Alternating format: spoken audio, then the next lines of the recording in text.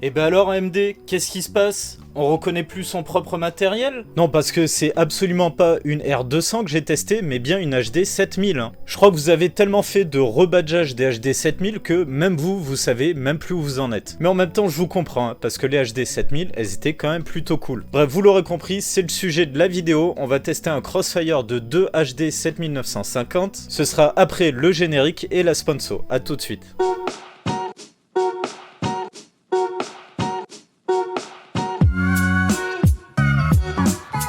Si vous avez besoin de Windows pour votre nouveau PC, vous pouvez passer par Godil24, le sponsor de cette vidéo. Godil24 est un site qui vous permet d'acheter des licences Windows OEM et donc légales pour les systèmes d'exploitation Microsoft, donc Windows 10 ou encore Windows 11. Et sur ces systèmes d'exploitation, vous pouvez en plus profiter d'une offre avec le code ALD50 qui vous donne 50% de réduction. Le site vous propose aussi des packs contenant Office ou même un bundle Office plus Windows. Et cette fois-ci, vous pourrez profiter de 62% de réduction avec le code ALD62. Pour profiter des réductions, c'est très simple, il vous suffit au moment de l'achat de remplir le code dans la case qui est prévue à cet effet. De toute façon, si vous avez le moindre doute, toute la démarche est expliquée dans le bas de la page du site, vous expliquant comment utiliser les réductions, mais aussi comment faire le paiement sécurisé via PayPal. Et si vous avez encore un doute, j'ai fait une vidéo complète explicative, je vous mets le lien dans la description. Une fois que vous aurez fait votre achat, vous recevez là où les clés CD que vous avez payées dans votre boîte mail, donc n'hésitez pas à surveiller les spams si jamais vous ne voyez pas le mail arriver. Et de toute façon, si vous rencontrez le moindre problème, Godil propose un service après-vente 7 jours sur 7, 24 sur 24. Donc si ça vous intéresse, n'hésitez pas à utiliser les liens affiliés en description. Donc merci à vous si vous passez par ces liens, ça vous permettra à la fois de soutenir la chaîne tout en repartant avec une licence officielle que ce soit pour Windows ou Office. Et merci aussi à Godil24 qui nous permet donc d'avoir un sponsor pour la chaîne. Salut tout le monde, vous l'aurez compris, on va donc parler des Radeon HD 7000, plus précisément d'un Crossfire de 2 Radeon HD 7950. Et les Radeon HD 7000, c'était vraiment de très bonnes cartes proposées par AMD. Elles faisaient tout aussi bien que leurs concurrentes du côté d'NVIDIA, c'est-à-dire que la Radeon HD 7970 avait plus ou moins les mêmes performances que la GeForce GTX 680 qui venait directement la concurrencer et qui est sortie quelques mois après. Et le tout en se vendant environ 50 € moins cher que la GTX 680, donc que demande le peuple. Malgré des très bonnes performances et un prix plutôt contenu, elles avaient quand même quelques petits défauts, notamment de la chauffe et de la consommation. Ces GPU étaient si bons pour ATI AMD qu'ils ont été réutilisés pour la génération suivante, notamment pour le milieu de gamme des R200, étant donné qu'on retrouve que des HD 7000 qui ont été rebadgés. C'est-à-dire qu'ils ont gardé le GPU des HD 7000 et ils ont juste changé le nom de la carte graphique pour dire c'est une nouvelle carte graphique. Donc pour illustrer ça, je vous montre un petit peu les caractéristiques sur Tech Power Up. On peut voir que la Radeon HD 7970 a exactement les mêmes caractéristiques que la R9 280X. Vraiment, regardez, c'est tout pareil. Quand je change de page, il n'y a que le nom qui change et le design de la carte. En réalité, ils ont un petit peu bougé sur les fréquences aussi. Si je prends la 7950, elle, c'est pas une 280X, mais une R9 280 tout court. Regardez, on retrouve exactement les mêmes caractéristiques. Encore une fois, ils ont juste touché les fréquences. Et si on redescend dans la gamme, avec la 7870, elle devient une R9 270. Encore une fois, on retrouve exactement les mêmes caractéristiques. Je pense qu'on pourrait même faire un jeu à boire dans lequel on s'amuse à essayer de trouver qui est qui. Bref, les Radeon 7000, c'est peut-être la génération de cartes AMD qui a été le plus rebadgée. C'est une méthode qui est plutôt critiquable et si ça vous intéresse, je vous mets le lien en haut à gauche, j'avais fait une vidéo qui traite du sujet. Et même si cette fois c'est AMD qui avait fait du rebadgeage, Nvidia l'a énormément fait aussi, notamment avec les GTX 700 qui sont quasiment toutes des GTX 600 qui ont été rebadgées. Bref, ça suffira pour cette introduction, je passe en voix off pour vous présenter les composants qu'on va tester et la configuration de test. Voilà nos candidates pour le test de cette vidéo. Il s'agit de 2 Radeon HD 7950. Elles ont été produites par Club 3D, un fabricant qui a arrêté la production de cartes graphiques mais qui existe encore. Et ces cartes, on a déjà pu les apercevoir dans une vidéo unboxing étant donné qu'il s'agit de Xonet qui me les avait envoyées et que je remercie encore une fois au passage. Un petit fun fact autour de ces Radeon HD 7000, c'est tout simplement les dernières Radeon qui ont eu droit à l'appellation HD. Car sur les générations suivantes, on a eu les appellations génération R9, R7, R5 et encore après les RX. Et concernant les 7950, elles ont été commercialisées en début d'année 2012. Concernant les caractéristiques techniques, on est sous la microarchitecture Tahiti, gravée en 28 nanomètres, avec une fréquence sur les Founders à 800 MHz, mais sur ce modèle-là, on est à 850 MHz. On a donc droit à un léger overclocking de la part de Club 3D, et pour ce qui est de la fréquence boost, on va au maximum à 925 MHz. Concernant la mémoire, on embarque 3 Go de GDDR5 cadencé à 1250 MHz. Pour ajouter un petit peu de piment à cette vidéo, on va l'opposer à une de ses concurrentes, la GeForce GTX 680. En revanche, elle sera pas en SLI, elle sera toute seule. Le but, c'est surtout de voir ce qu'était capable ce Crossfire face à la meilleure carte graphique mono GPU de son époque. En plus de ça, la 680 que je possède, c'est peut-être une des meilleures 680, étant donné qu'il s'agit de la Asus DirectCu 2 qui a un excellent refroidissement. Elle est vraiment énorme, elle est très longue, en plus de ça, elle prend 3 slots PCI, et je dois vous avouer qu'elle était tellement grosse qu'elle rentrait pas dans le boîtier, et j'avais totalement la flemme de devoir sortir toute la configuration pour le test. Du coup, j'ai simplement mis un riser et sorti la carte du boîtier, j'ai littéralement posé la carte à côté du boîtier pour les tests. On va dire que c'est un concept. Concernant les caractéristiques techniques, on embarque un GPU GK104 sous microarchitecture Kepler et gravé en 28 nanomètres. Pour ce qui est des fréquences, le GPU il peut monter jusqu'à 1200 MHz. Concernant la mémoire, elle embarque 2 Go de mémoire GDDR5 cadencé à 1500 MHz. C'est donc là une sérieuse concurrente face au Crossfire de HD 7950, même si clairement elle ne fera pas le poids. Je présente rapidement le PC de test, on l'a déjà vu en vidéo, donc si ça vous intéresse, je vous mets le lien en haut à droite de l'écran. Pour le cœur de cette configuration, on retrouve un i7 965 Extreme Edition, le tout couplé à 6 barrettes de DDR3 Dominator nous venant de Corsair, pour un total de 12 Go de mémoire cadencée à 1600 MHz. Et tout ça est monté sur une excellente carte mère, une Asus Rampage 2 Extreme Edition. Vraiment, Asus avait fait une énorme carte graphique avant que ce soit la mode de faire des énormes cartes graphiques que l'on a de nos jours. Regardez ça, elle prend 3 slots PCI, elle est plutôt longue, même si de nos jours on arrive à faire plus long que ça. Mais vraiment, les séries DirectCu 2 d'Asus, c'était vraiment des très bonnes cartes, très bien refroidies, et elles se prêtent plutôt bien à l'overclocking. D'ailleurs, des DirectCu 2, ça existait aussi pour les Radeon HD 7000, notamment les 7970. Et je pose ça là, mais il est possible que des Radeon HD 7970 en DirectCu 2, on en voit bientôt sur la chaîne. On va maintenant parler des tests que je vais faire. Bien entendu, la GTX 680 va se faire dépasser sans problème par le Crossfire. Et j'insiste, je vais le répéter plusieurs fois, si j'oppose la GTX 680, c'est tout simplement pour avoir un point de comparaison de ce que pouvaient être les performances de la meilleure carte mono GPU de cette période-là. Parce que même si la GeForce GTX 680 avait une bonne avance au niveau des performances face à la Radeon HD 7950, clairement, un Crossfire de ces deux cartes-là, si on n'est pas limité par le processeur, ça ira bien plus haut que la GTX 680. Concernant la configuration de test, le processeur il date un petit peu par rapport à cette génération de cartes graphiques là. Avant de commencer les tests, j'ai eu peur d'avoir un petit peu de bottleneck, mais finalement pas du tout, et je trouve que ça montre vraiment que ce processeur il était plutôt en avance sur son temps. De toute manière, vous allez le voir dans les tests, on a vraiment de très bonnes performances avec cette machine. Bref, assez discuté, on attaque les tests et je passe en voix off.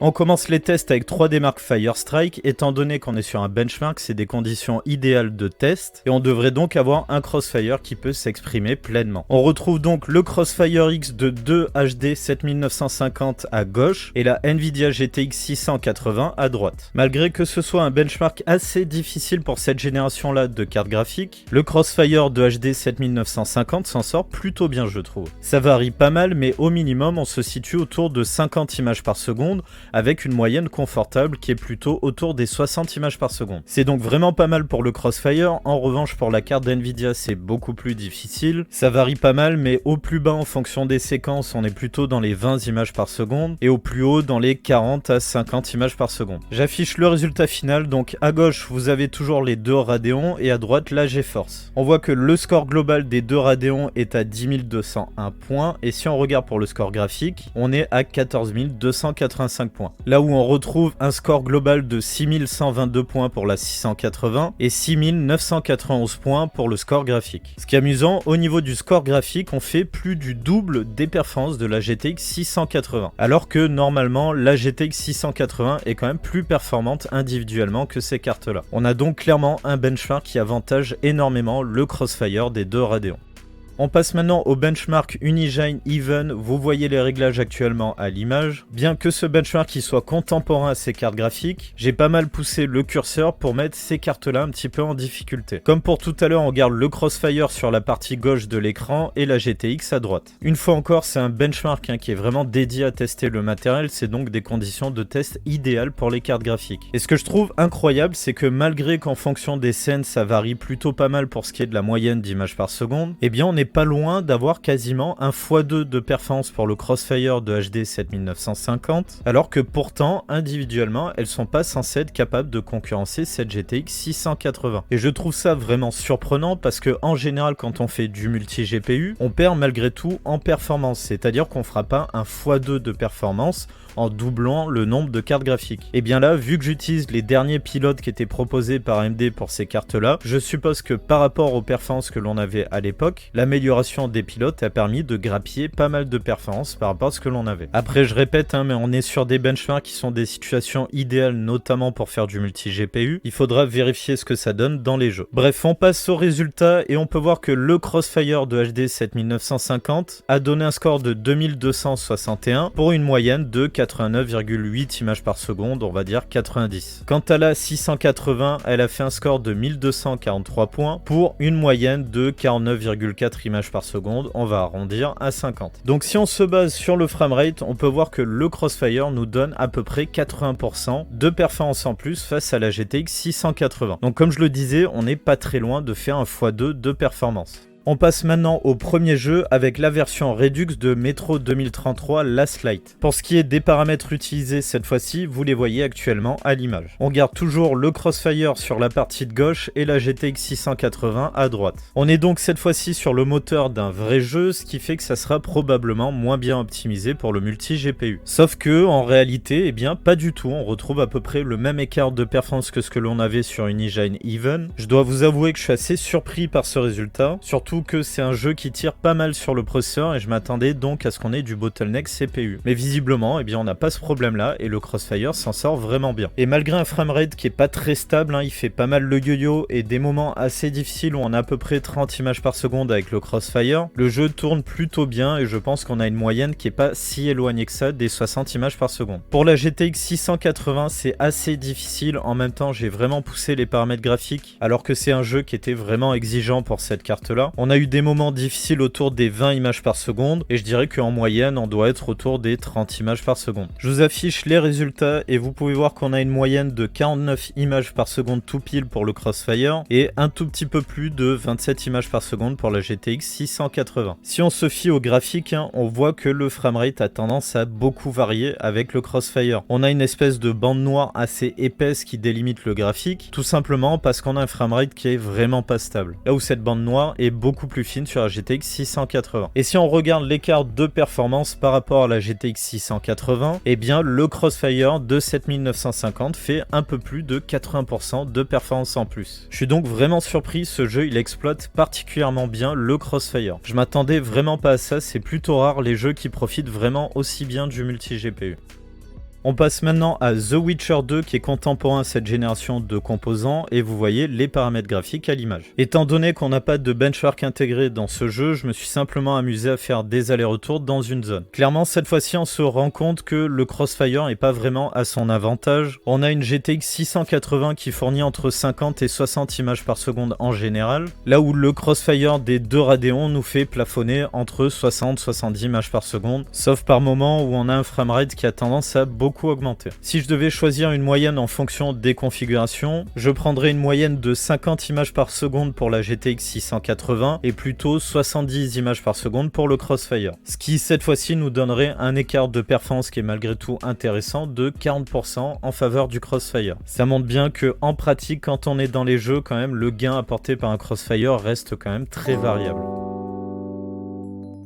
On attaque maintenant une petite revue de presse, ça nous permettra de nous replonger dans le contexte de l'époque, de retrouver le prix de vente à sa sortie, et surtout de voir un petit peu ce qui se disait à la sortie de cette carte graphique. Par contre, j'ai pas énormément m'attarder sur les performances, étant donné que j'ai pas vraiment trouvé de test qui approfondit le Crossfire avec deux HD 7950. Et on attaque avec le site Hardware.fr. Sur ce tableau qui reprend toutes les caractéristiques de la carte, on retrouve son prix avec 430 € lors de sa sortie. Si on compare la GTX 680, en réalité, le prix avait baissé au moment de la sortie de la GTX 680, étant donné que ce test, il se situe en tout début d'année 2012, et si je dis pas de bêtises, la GTX 680, elle était sortie 4 mois après, je crois, peut-être 5 mois. On va vérifier ça tout à l'heure. Ils expliquent qu'ils ont eu un modèle édition presse qui est pas forcément le même que celui que l'on peut avoir. Surtout qu'il existait un modèle qui avait un ventilateur au milieu, qui n'était donc pas une version blower. Pour les performances, je vais pas énormément m'attarder dessus, on voit juste que cette 7950, elle faisait quand même mieux que la GTX 580, qui était la carte la plus performante mono GPU d'NVIDIA de la génération précédente. Dans la conclusion, on peut voir qu'ils expliquent qu'AMD s'est contenté de s'aligner sur le même niveau de performance prix que la GTX 580. En revanche, ce qui est vraiment intéressant, c'est que cette carte graphique, elle embarque 3 Go de mémoire, là où la GTX 580, elle n'embarquait que 1,5 Go, ce qui était vraiment trop peu pour la 580 et ce qui l'handicapera pas mal, notamment quand on faisait du multi-GPU. Donc là, vraiment, 3 Go pour les 7950, c'est vraiment intéressant. Et on l'a vu, ça bride absolument pas les performances quand on fait du Crossfire avec. Et ça, c'est plutôt un point très positif. Parce que généralement, quand on voulait du Crossfire, pour avoir suffisamment de mémoire, il fallait aller vers des modèles plutôt spéciaux. Je pense notamment avec les Radeon HD 5000, qui n'avaient qu'un seul giga de mémoire, ce qui était trop limite. Et notamment si on voulait faire du multi-GPU, il fallait s'orienter vers les éditions toxiques qui avaient, elles, 2 Go de mémoire, ce qui était bien plus adapté. Donc là, cette fois, c'est plutôt cool, la mémoire était très bien dimensionnée pour ces cartes-là. Alors, je résume grossièrement cette partie-là, ils expliquent que c'est des cartes qui ont un bon potentiel d'overclocking, voire même d'undervolting pour améliorer le ratio consommation et performance. Et enfin, ils concluent en disant qu'il y aura peut-être une version 1,5 Go pour la 7950 au moment où ils écrivaient ces lignes. Il me semble pas qu'il y en ait eu en 1,5 Go, en tout cas, si ça existait, n'hésitez pas à me corriger dans les commentaires. On passe maintenant rapidement sur le site Tom's Hardware.fr. C'est pas vraiment pour le contenu de l'article, mais juste pour un petit détail. Cet article, il date de mai 2012, donc peu de temps après la sortie de la 680 et de la 670, et on peut voir le prix de la Radeon HD 7950 au moment de la sortie de ces deux cartes. Et on peut dire qu'ils ont drastiquement baissé le prix, étant donné qu'on est passé de 430 € à sa sortie à 370 € quelques mois plus tard. Donc vraiment, ces HD 7950 avaient quand même un bon ratio performance-prix, et je pense que c'est pour ça qu'elles étaient vraiment intéressantes pour faire un Crossfire. En gros, pour 740 €, on avait un Crossfire de deux cartes qui envoie quand même pas mal la purée, on a pu le voir dans mes tests. Face à une GTX 680 qui du coup, elle était vendue autour de 500 €. On est maintenant sur le test de la GTX 680 chez Tom's Hardware US. J'ai pris ce test-là parce que c'est un des rares qui oppose la GTX 680 à la Radeon HD 7950, ce qui nous permettra d'avoir un ordre d'idée concernant la différence de performance quand on est uniquement en mono GPU, donc sans Crossfire. On peut voir que là on est sur Metro 2033, alors je précise que moi dans mon test c'était 2033 Last Light Redux, donc une version qui a été légèrement remasterisée, donc forcément les framerates sont pas forcément les mêmes. On peut voir que sur Metro 2033 en 1920 par 1080p, donc la même définition que moi, on a quand même des très bons framerates. On peut voir que la GTX 680, eux c'est une version 2 Go qu'ils ont, moi c'était une version 3 Go, assortie avec l'anti-aliasing en x4 63,33 images par seconde, et 100, on est pas très loin des 100 images par seconde avec 93 images par seconde. Là où les Radeon HD 7950 en 3 Go ont-elles sorti 79 images par seconde au maximum et 59 avec le MSA en x4. Donc c'est intéressant parce que quand je suis en Crossfire, j'ai quasiment le double de performance sur Metro. Alors que pourtant, on a quand même une HD 7950 qui est pas mal en retrait par rapport à la GTX 680. Donc ça vraiment, je pense que ça s'explique par l'amélioration des pilotes d'AMD qui a permis de rattraper cette différence de performance. Étant donné que j'ai pas utilisé les pilotes de cette période-là, j'ai utilisé les derniers pilotes disponibles. Alors, qu'est-ce qu'on peut dire finalement sur ce Crossfire de 2 Radeon HD 7950? Déjà, je vais parler du fabricant lui-même, Club 3D, qui est pas si connu que ça, ils ont pourtant duré pas mal de temps. On les a vus pendant la décennie 2000 et durant la décennie 2010, et ben finalement ils ont arrêté de produire des cartes graphiques. À l'époque, j'avais eu une carte venant de Club 3D, il s'agissait je crois d'une Radeon HD 4890 et j'en étais plutôt content. Surtout que c'était un fabricant qui n'hésitait pas à faire des bons overclocking sur leurs cartes. En revanche, je leur reprocherais un petit peu le bruit qui est assez présent, même si pour ce modèle-là en particulier, je trouve que finalement ça va, c'est pas si bruyant que ça. Ensuite, pour ce qui est des performances, je l'ai dit pendant les tests, mais je suis vraiment impressionné à quel point le Crossfire fonctionne bien avec ces cartes-là. Donc je pense vraiment que les performances ont été beaucoup améliorées à l'aide des pilotes AMD, étant donné que quand j'ai un Crossfire de 2 7950, eh bien il y a des moments où j'ai 2 fois les performances de la GTX 680, ce qui sur le papier ne devrait pas être possible si on se met dans le contexte de l'année de sortie de ces cartes en 2012. Tout simplement parce qu'à l'époque, ces cartes étaient moins performantes que la GTX 680, donc même en doublant ces cartes-là, je devrais pas avoir 2 fois plus de performance que la GTX 680. Donc ça, je le testerai dans une autre vidéo, car je compte faire d'autres vidéos dans laquelle je vais tester des cartes graphiques de l'année 2012 jusqu'à 2013, peut-être 2014. Donc je réopposerai cette carte-là seule face à la GTX 680. Et sûrement d'autres HD 7000, mais pour l'instant, je vous en dis pas plus. Alors là, c'est le moi en train de faire le montage de la vidéo qui vous parle. Quand j'ai vu la conclusion, je me suis dit que c'était dommage de ne pas vous donner une explication plus précise concernant les performances anormalement élevées de cette HD 7950. Je suis donc allé chercher une ou deux vidéos relativement récentes dans laquelle ils opposent les 7950 au GTX 680, mais en utilisant des pilotes bien plus modernes qu'à l'époque. Et je vous laisse regarder les images qui tournent en fond. C'est dommage qu'ils comparent pas en direct comme je le fais avec d'un côté la Radeon et de l'autre côté la 680, mais d'après ce qu'ils nous indiquent, on a une HD 7950 qui est un peu plus performante que la GTX 680. Ça semble donc confirmer les pilotes qui ont bien amélioré les performances de ces cartes-là, et ce qui explique que quand je suis en Crossfire, eh bien j'ai parfois 80% de performance en plus avec les deux HD 7950 face à la GTX 680. Alors que si on se remet dans le contexte de l'époque avec les pilotes qui étaient sortis en 2012, eh bien techniquement c'est totalement impossible. Et de toute manière, comme je l'ai dit, les HD 7950 vous les verrez, mais toutes seules quand je les opposerai dans d'autres vidéos. Bref, tout ça pour dire que ces Radeon HD 7000, vraiment, elles étaient top, et surtout, avec les pilotes, elles ont vraiment bien vieilli, on l'a vu. Et surtout, j'en parle avec un petit peu de nostalgie, parce que comme je le disais, c'est les dernières cartes qui ont eu l'appellation Radeon HD, et surtout, après ces Radeon HD 7000, finalement, eh bien, ça a commencé à être plutôt difficile pour les cartes graphiques AMD. On a eu notamment les R9 290, qui sont peut-être les seuls Radeon R9 qui sont pas des HD 7000 rebadgés, qui ont eu malgré tout des très bonnes performances, mais au prix d'une chauffe que je trouvé exagéré. Et après, pour la suite, eh bien, ça a été un peu la traversée du désert pour AMD concernant les cartes graphiques. Les R300, R400, R500 qui auront eu du mal à concurrencer les cartes d'NVIDIA. Et en plus d'avoir des perfs qui n'étaient pas toujours au rendez-vous, elles avaient pas mal de défauts, notamment la chauffe, et des prix parfois élevés à cause de l'ajout de la mémoire HBM pour certaines d'entre elles. Il faut quand même se dire que depuis les Radeon R300 jusqu'au Radeon RX 6000, finalement, eh bien, AMD a eu énormément de mal. Même si les RX 5000 ont eu leur petit succès, c'est clairement Nvidia qui a eu le vent en poupe. Je suis bien content quand même de voir un vrai retour d'AMD sur les cartes graphiques, même s'il y a encore un petit peu de chemin à faire pour pouvoir dépasser Nvidia. Et ne vous trompez pas, je suis ni pro AMD ni pro Nvidia, c'est juste que ça fait plaisir de voir de la concurrence sur le haut de gamme. Donc je dirais pour le mot de la fin que quand même ces HD 7000, eh bien c'était vraiment pas mal et pas très cher, donc vraiment le top du top, ça fait longtemps qu'on n'a pas eu des générations comme ça.